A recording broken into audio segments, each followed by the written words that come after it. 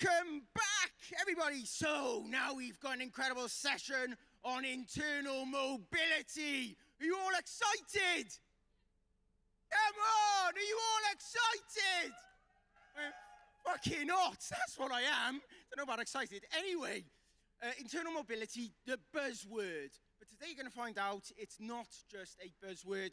Actually, we've got some incredible insights, some guidance on how to get you going with internal mobility from BT.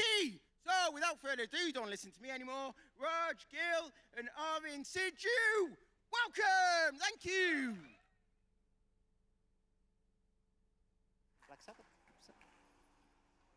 Can you guys hear us? Good stuff. How's everyone doing? I'm a little bit upset because we had an intro music from Black Sabbath, but someone seems to have forgotten that. But it's fine. We'll get along with it. We might play it at the end. Welcome, everyone. Thanks for having us here today. My name is Arvind, and this is my colleague, Raj. So we're going to take you through today the journey of internal mobility within BT, what works, what we've learned, and some real-life cases. All right? Okay. So for today, I thought the fun way to do this, rather than the normal one person introduce themselves, I thought I'll do the pleasure of introducing my co-host for today, and then she'll do for myself, because that's how we work, that's how tight we are. From a perspective of not just work, I want to give you guys a little bit of a lens of what we do at BT, and on top of that, what we kind of like to do in our spare time as well. So this is Raj Gill. I'm sure you guys have seen her for many years. She's been on the stage a couple of times. It's my first time, so be kind. She's the talent acquisition manager for our service and engineering function within BT. It's a crucial part of our business.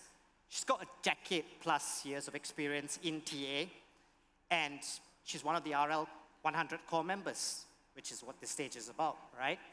So when I asked her, what is it about TA that you really, really like?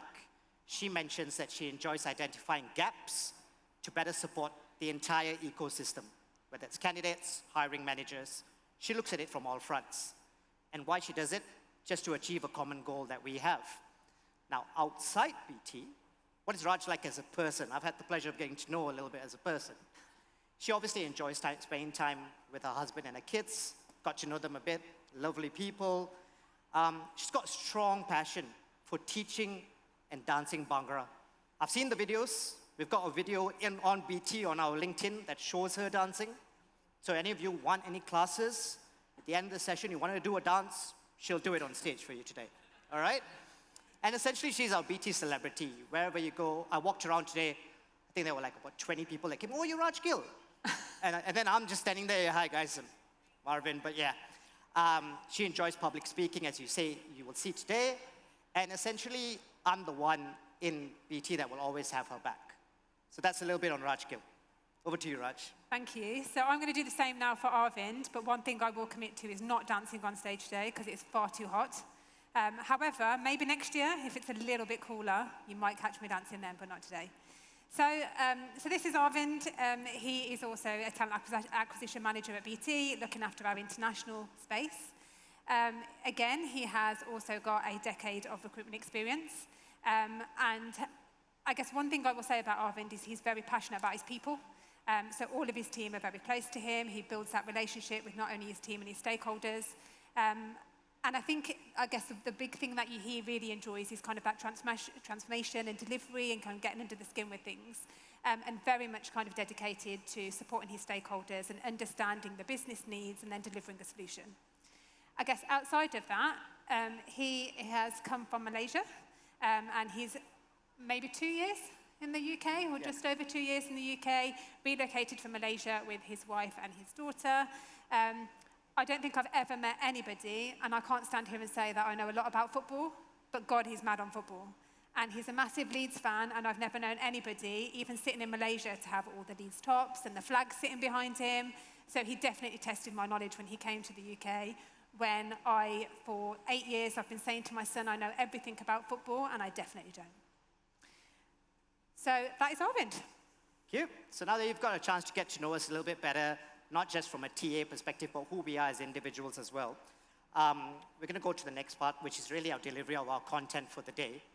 So over to you, Raj. So one of the things I'm going to start by saying is, although this is about internal mobility, and before we've got a question for you at the moment, it seems like a topic that is quite common at the moment. There's a lot of organisations talking about how we can do internal mobility better. And I'm not going to stand here and say that BT have nailed internal mobility, because we definitely haven't. However, what we have done is we've started a journey and fully aware that it's more a programme of work. And how can we get our managers thinking a little bit differently, whether that is through different skills that we're hiring for, or whether that may be to kind of take them on a journey to focus more on that internal network and invest in our internal employees. So to kickstart us off, I've got 2 questions for you. So the first one is, what percentage of job skill sets are expected to change by 2027? Anybody want to take a wild guess? 40, 50. 60, 62. Okay, so it's 50%.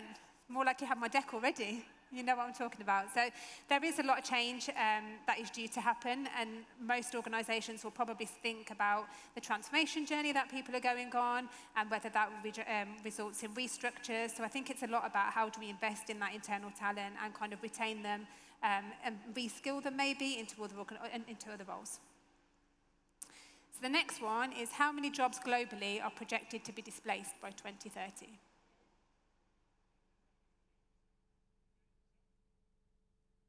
$300. 30%. Oh, 30%. I was going to say 300 is quite high. 30%, okay. Any more? No. Go for it.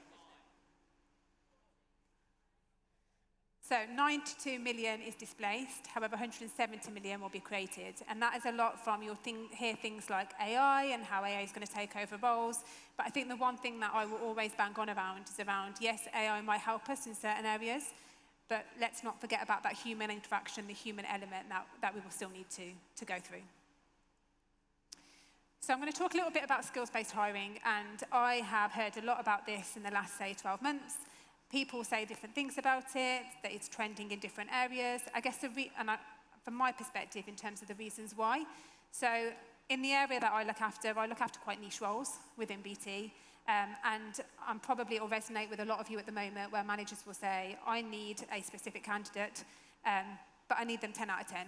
I need them with all these skill sets. I need this unicorn candidate. And actually, when you look at things like analytics data, they're not really out there, or they may be out there from a 60-70 split. So this is where we started to have this conversation with managers at the moment around particular skills and how we look at transferable skills to hire into roles, and maybe start to think about maybe having 60 or 70% match as opposed to that 100% match, and what can we do that may be more of a desirable skill set, but train them or reskill them on a role. So we have done things like security reskilling programs, where we've invested in internal people that may have been risk of redundancy or may just have an interest in going into cybersecurity and don't really know where to start, and then kind of put them through some relevant training and then put them into an entry-level role in cyber. And I think one statement that resonates when we did that program with me is the security director stood up on the day and said, if I took 10% of the energy was in that room and put it back into the workplace, our workplace would be a completely different workforce. So I think all of those kind of things is not only are we reskilling people and giving other people the opportunity for a career that they want to go into, but more around how do we create more of those opportunities and really invest and support, challenge our hiring managers to think a little bit differently. So this one is just around some research, and research at the moment tells us that we have 10 times more applications in terms of volumes. We have 5 times better candidates, and we have a 40% reduction in attrition when we're focusing on that skills-based hiring and changing the way that we're doing things. So a little bit about challenges, because none of this comes without challenges, right? So I'm standing here today saying we've done some revolutionary things from our manager's perspective, but I'm not saying it's been an easy journey. It has been looking at how we support the managers, how we guide them through it, how we sell them the benefits. And that comes with the commitment from the business, identifying those opportunities. So it may not be those really senior level roles, but how do we break it down to have a look at more maybe an entry level role where we can really invest in adapting those skills, giving some on the job training, or even focusing working with like learning and development teams to create a little bit of a career pathway. We need investment from line managers. If we don't have the investment from line managers, it's not going to work, and it's going to fall completely flat on its face. So it's just kind of getting that commitment up front. And then I guess the final thing is that mindset change. So BT is seen as that very traditional telecoms company, so it hasn't been easy to kind of get that mindset change itself. But like I said, when we've gone with kind of data and case stories, what we have tried to see now is that when we're landing a story and really celebrating that story, it lands with the business, and other managers across the business are getting excited about how they can take a different approach. All right. Thank you, Raj. So I believe Raj is going to take you through a little bit of what we do from a skills-based hiring perspective. But today the focus, as we talk about, is going to be on internal mobility. So I wanted to share with you a little bit on the framework, some of the tools that we use, some of the resources that we have, so you can kind of understand what, in a way, BT has been kind of fortunate to have as we continue to grow in that space of internal mobility. So how does one navigate a career within BT? We've had individuals within BT, like when I moved to the UK, I was amazed. Like I hear people say, oh, I've been around for 35 years in BT. I've gone through numerous different roles. It's the longest job I've ever had for 10 years plus. So I can kind of understand where people come from. And really to be within BT itself, when it comes from an internal mobility perspective and what we do to support the talent that we have, we've got something within our skills and career space where everyone is encouraged to join what we call a skills supermarket. And within the skills supermarket itself, you will be identified to begin with what is your profession. So if you look at that screen right there, you've got profession within service. So Raj would manage hiring and the resources within service. She would know where individuals in service are talented enough to have that internal mobility opportunity to move somewhere else. We've got individuals within HR, we've got security, we've got design. So we as an organization has identified there are 16 professions within the supermarket aisle.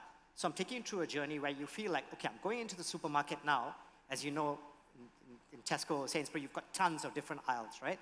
We've got 16 aisles when it comes to the professions in itself. Then when you go into the aisle, you go, oh, what's next? I'll look at the shelves. And then from a shelves perspective, we've got 80 plus specializations. So within that itself, you would look at, let's say someone picks security as one of their professions. Within that itself, there would be specializations within security. Then they move to the next phase. And then on top of that, you would have 600 plus roles. So the 600 plus roles are defined by the career levels that we have within BT. So you would join at a certain career level, and there's a career path for you to move up on that level. Now, we've got many examples of individuals, and we'll talk about transferable skills today, because that's quite an important piece for us, where individuals come from completely different set of skills, but they're able to move their careers to a different profession, and then move their way up according to the specialisms, and work their way up to the job roles itself.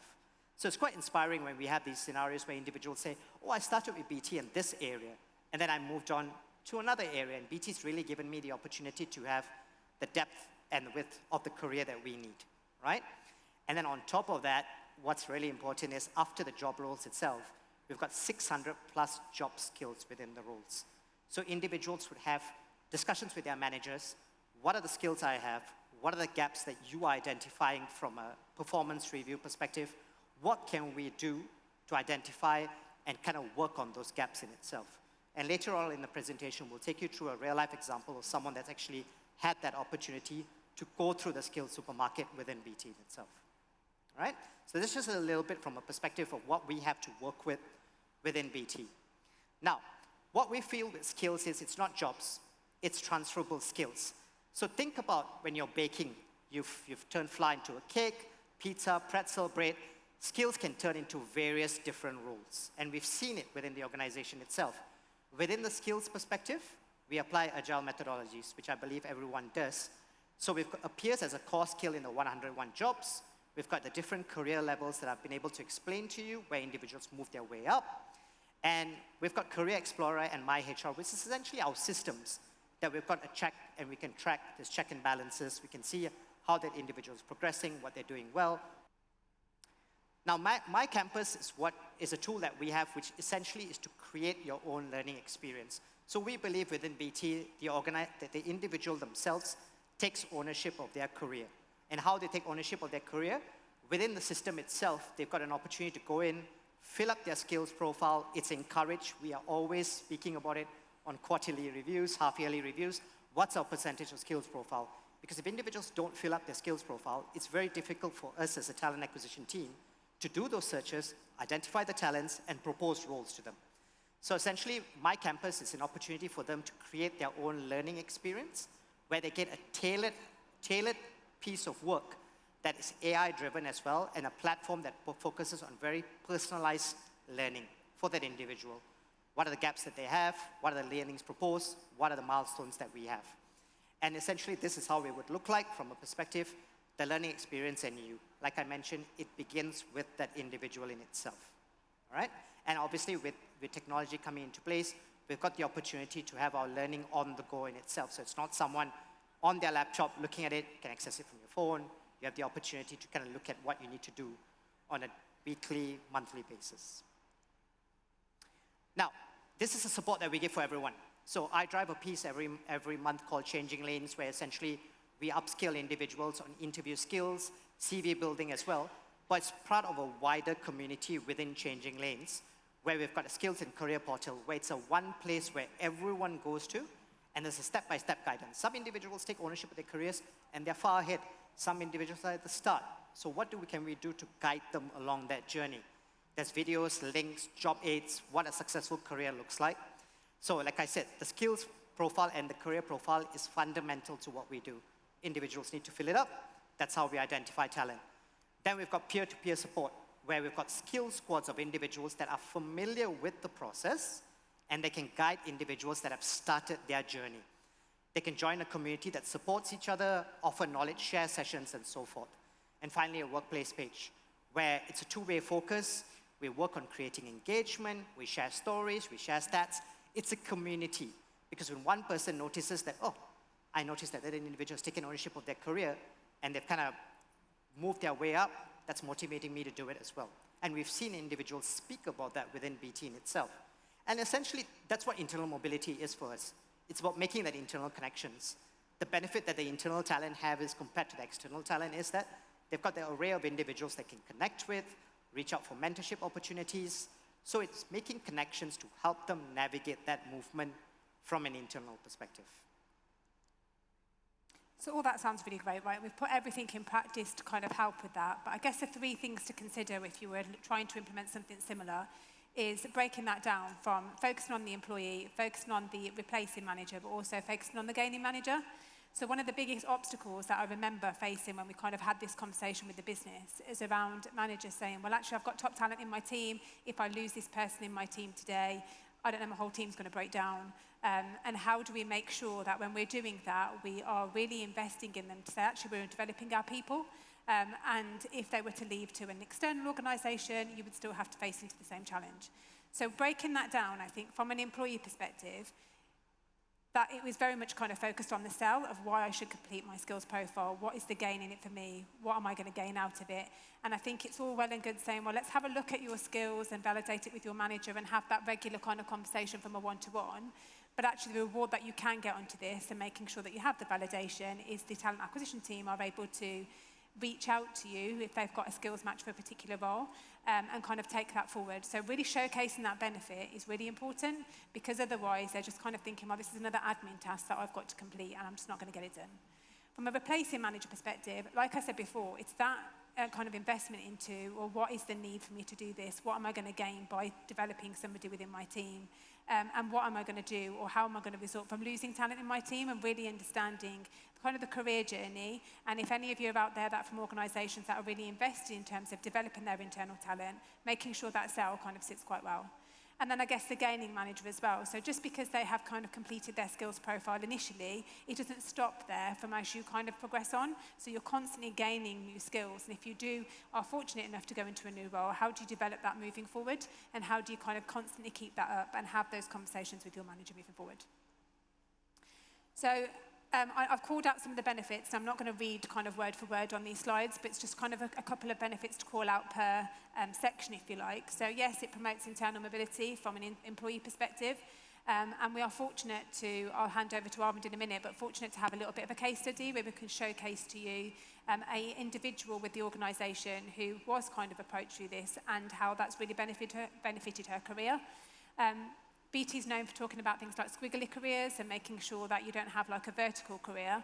I'm probably an example of that. I started at BT as a contact centre advisor, wasn't planning at the time to move into recruitment, but now standing here as a manager within the talent acquisition team, kind of moving that through that. So definitely example of that kind of squiggly career and how we can promote that moving forward and really kind of invest in our internal talent. Like Arvin said, they know the business, right? So they know the business, they may know some systems that they're working on, so there is a much more of an investment to keep that going if they're embedded to the organisation than starting from scratch and going out to someone externally and retraining them. Moving on to the replacing manager and the gaining manager, so I've mentioned some of it already, but a lot of it is just kind of improving with that colleague engagement. I'm sure all of you send out like employee satisfaction surveys to your teams and the organisations, and one of the things when we first started this that was coming up quite prevalent for us was the investment in internal staff, making sure that they see a career progression opportunity and how long they're going to be investing, standing or staying with the organisation for. And this is the kind of things that started some of these conversations to say, how do we invest in our internal talent and really focus on their career development, their story. And like I said, like recruitment comes with all challenges. So we know that there's skill shortages out there. So for example, like I said, my team recruiting some quite niche skill sets. So one of those, like I said, is cyber security. And we know cyber hasn't been around for long periods of time.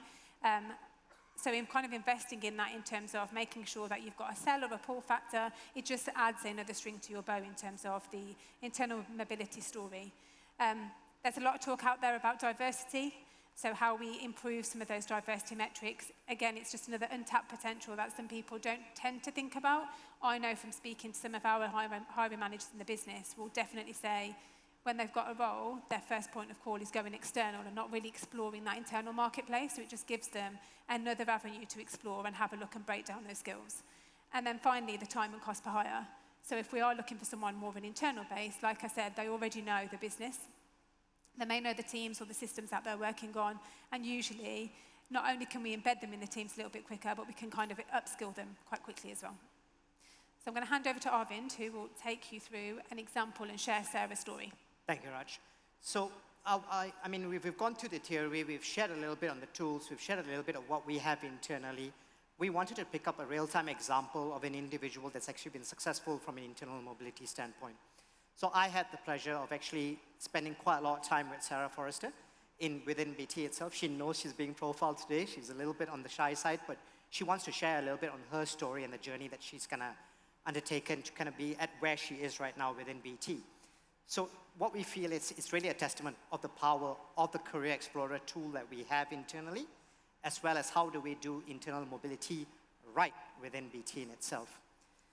So this is just a one slide, but it's got a little bit of detail of the journey of what Sarah has actually gone through within BT in itself. So she started her career within BT as an approval coordinator. She moved herself within help desk, service management, UK practice manager, and now she's a security contract delivery specialist. Completely different from the journey that she had started. And how she had done it is that she'd gone on the Career Explorer tool, she'd looked at the skills supermarket, and she identified, that's where I want to build my career within BT.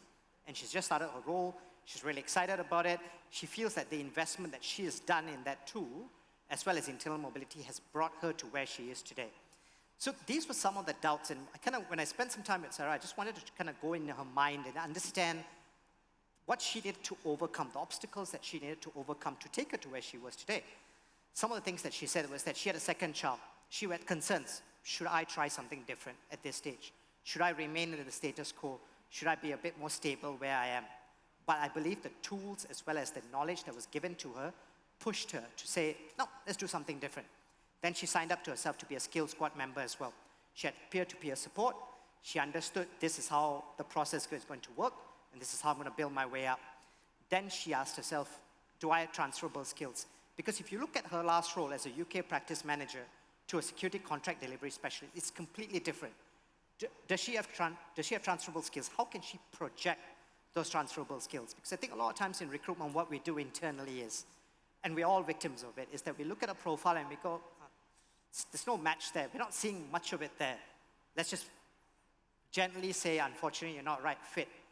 But her opportunity was asking, what are my transferable skills? What am I going to do from a Career Explorer perspective? On the Career Explorer, it was identified that she had a 60% match based on the skills, the professions, and the career level that she had. So we knew there was a 60% match within her skills. And then on top of that, how do we add on the transferable for her? She had a chat with the incumbent in the role. So obviously the individual was moving on from a security contract delivery specialist. She took the ownership to say, I'm going to speak to that individual. I'm going to understand the day of running that role. I'm going to understand what are the gaps, and I'm going to try and upskill myself in those areas, so try to be more open about my transferable skills. During the interview, she matched the gap. She spoke about transferable skills, and she tried to bridge a situation by saying, I know I'm not there fully, but this is what I have, which I feel will apply to this job as best as I could. And she did it. Some of the things that we try and do from that perspective is we remove titles, requirements, stigma. We're trying to go into that manner when it comes to a skills-based hiring approach. And now she's in role. She's in role. She's got a My Campus robust plan to upskill her for the remaining 40% that she's not as a fit for that role in itself. And I asked Sarah, I said, we're presenting today at RecFest, what would your advice be to just external people or even the people within BT? Invest in yourself, make the most of what's been offered, and there are loads of people and resources available. And within BT in itself, we feel that there is an opportunity for that. We constantly try and brand it. We constantly look for ambassadors. But there's a whole host of information and tools that individuals can kind of jump on to have the career and to have the success story that Sarah has had. So if that's all there is to it, can you guys play the video? We've got a little video package on Sarah that was done by our recruitment marketing team. So if we can get that video up.